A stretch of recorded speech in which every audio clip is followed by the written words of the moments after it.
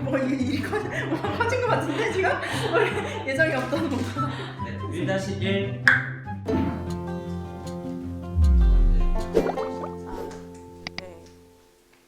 네, 반갑습니다. 1호 시사 구독자 여러분. 네, 이번에 국회의원이 된 지 15일 정도 된 병아리 국회의원 정은혜입니다. 반갑습니다. 네, 이수혁 주미대사의 아그레망이 늦어져서 좀 마음이 졸이셨을 것 같은데 2달 동안 어떻게 지내셨는지. 이수혁 대사님이 임명을 받으신 걸 알게 된 게 제가 8월 8일이에요. 이제 바로 전화를 받았어요. 그래서 당에 전화를 받고 승계가 될 것이다 라는 걸 알았는데 사실 마음이 졸이고 이런 건 없었고요.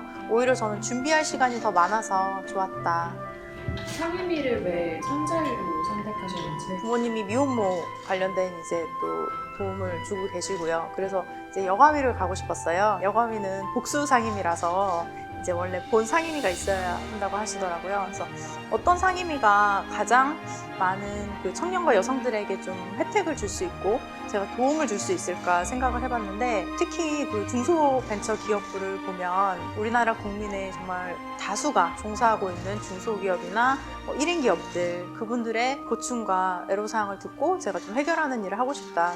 제가 미국에서 공부할 때 실리콘밸리에서 일하는 청년들이 많았어요. 미국 같은 경우는 정말 기회의 땅이라고도 하잖아요. 저는 대한민국도 충분히 그런 나라가 될 수 있다고 생각합니다. 그런 측면에서 이제 중기부가 있는 산업통상자원 중소벤처기업부를 지원했고 그래서 결과적으로 신재생에너지와 그다음에 미래 먹거리 이 부분에 있어서 관심이 있어서 지원하게 됐습니다. 네. 아까 부모님이 미혼모 관련된 어떤 일 하신다고 하셨는데 이거 여쭤봐도 될까요? 저희 아버지가 목사님이시고 성도는 한 20명 정도 되는 작은 교회입니다. 교회를 성장하고 키우기보다는 일단 교회는 지역사회에 도움이 돼야 된다. 저희 동네는 이렇게 폐지 주시는 분들도 많으세요. 그래서 지금 20년째 그 지역에 그분들께 식사 대접하고 또 그분들 가정으로 직접 찾아가서 이제 반찬이 없을 때는 저희가 또 반찬도 드리고 또 어디 아프시면 간호도 해드리고 제가 28살까지는 반지하에 살았거든요. 12평 되는 반지하에 이제 6명 가족이 살았는데 아버지가 2층에는 집을 사셨어요.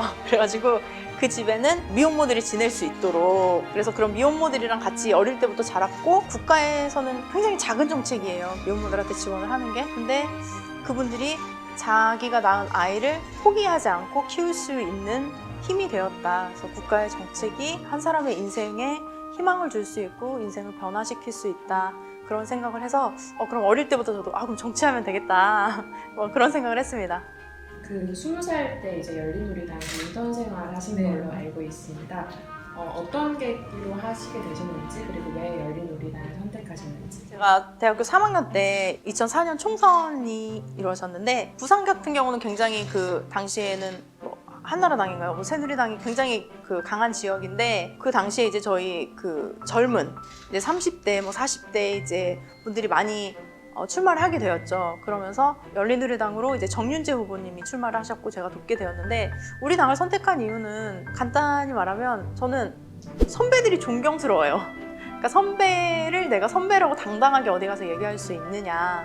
특히 저는 이제 김대중 노무현 대통령님을 존경했고 특히 김대중 대통령님 정부에서 제가 가정 형편이 그렇게 넉넉하진 않았으니까 고등학교 3학년 동안 제가 그 등록금을 안 내고 다녔어요. 마침 그때 김대중 정부에서 반에서 한 명씩 지원을 해주겠다. 그래서 제가 또 혜택을 보게 되었습니다. 제가 꿈을 포기하지 않고 계속 나아갈 수 있었던 동력이었기 때문에 또 저는 김대중 대통령님, 노무현 대통령님을 존경합니다. 이번에 공정을 외치는 2030 청년들 목소리가 조금 거세진 상황이잖아요. 의원님의 20대는 이런 공정의 키워드로 돌이켜봤을 때 어떠셨는지? 제가 되게 어떻게 보면 단순했다고도 할 수 있고 멍청했다고도 할 수 있는데 너무 치열하게 살아서 사실 공정이라는 단어를 생각해보지도 못했어요. 단순히 하루하루 제가 아르바이트하고 살아야 되고 공부해야 되고 하루살이처럼 살았던 것 같아요. 그래서 저는 요즘 시대의 청년들이 그렇게 공정의 문제를 저는 제기하는 것만으로도 굉장히 똑똑한 친구들이다 이런 생각도 했고요. 그러니까 자신을 더 잘 아는 친구들이다라고 생각했어요. 틀린 걸 틀렸다고 정말 말하는 거 공정하지 않다라고 얘기할 수 있는 그 마음가짐이 아마도 지금의 청년들이 저보다도 더 많이 깨어있고 어떤 자신의 것을 지킬 줄 아는 그런 능력이 있다고 저는 생각합니다. 국회가 꼭 고쳐야 하는 문제점이 있다면 혹시 짚어주실 수 있으실까요? 저는 두 가지를 말씀드리고 싶은데 제가 의정 활동을 한 지 한 2주 정도 됐지만 제일 중요한 거는 의원은 사무실에 있으면 안 된다. 저는 지금 뭐 인터뷰하느라고 사무실에 있는 거지만 나가야 돼요. 나가서 사람들의 얘기를 들어야 돼요. 듣고 이 자리에 와서 특히 보좌진 분들이랑 상의해서 관련 법안을 만들고 또 다른 의원님들과 같이 얘기하고 교류하고 해야 되는 건데 여기 국회 회관 안에 있거나 국회 땅 안에 있으면 밖을 볼 수가 없어요. 그래서 현장으로 들어가고 사람을 만나고 안으로 가고 최대한 많이 다녀라. 두 번째는 세상에 정말 다양한 관심사나 뭐 다양한 이슈나 해결해야 될 문제가 많은데 저는 세대 교체라는 말보다 세대 공존이란 말을 해요. 그래서 70대 국회의원도 있어야 된다고 생각해요.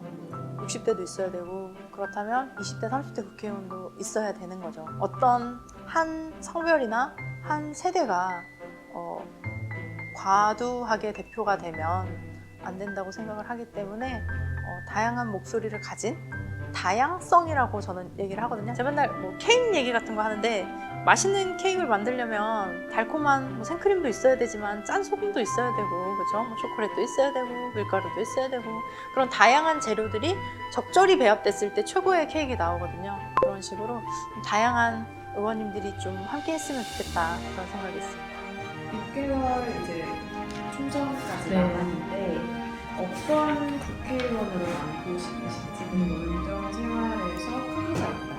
그래서 저도 실질적으로 뭐 12개 법안을 발의하지만 제 임기 내에 통과될 거라고는 생각하지 않아요. 하지만 제가 법안을 발의하고 그 문제를 제기하는 것만으로도 많은 사람들이 공감할 수 있고 제가 되지 않아도 다다음에 아니면 정말 먼 훗날에 다른 의원님이 저희가 발의한 법안을 보고 발의할 수 있다고 생각을 해요. 다음 세대들에게 길을 열어주는 제가 디딤돌 같은 역할을 하고 싶다 그런 얘기를 좀 많이 하거든요. 지금 청년들이 많이 힘들어하는 것도 기존의 세대분들과 어떻게 보면 연결성이 많이 없어요. 저는 그러니까 세대가 흐르는 거는 정말 물 흐르듯이 흘러야 된다고 생각해요.